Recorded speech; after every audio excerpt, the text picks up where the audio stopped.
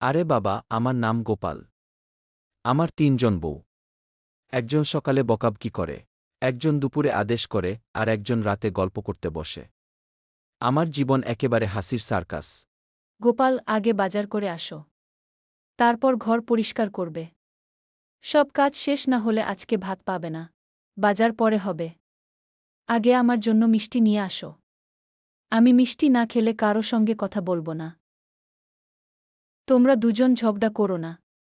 আগে সবাই বসে চা খাই, তারপর যার যার কথা বলো। আচ্ছা, ৩ জনের ৩ রকম কথা শুনে আমার মাথা একেবারে ঘুরে যাচ্ছে।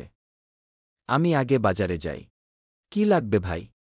এক বউয়ের জন্য সবজি, আরেক বউয়ের জন্য মিষ্টি, আর তৃতীয় বউয়ের জন্য বিস্কুট। সব মিলিয়ে আমার পকেট একেবারে খালি। সবজি এনেছ? আমার মিষ্টি কোথায়? বিস্কুট এনেছ তো? সব এনেছি, কিন্তু আমার জন্য কিছুই আনতে পারিনি।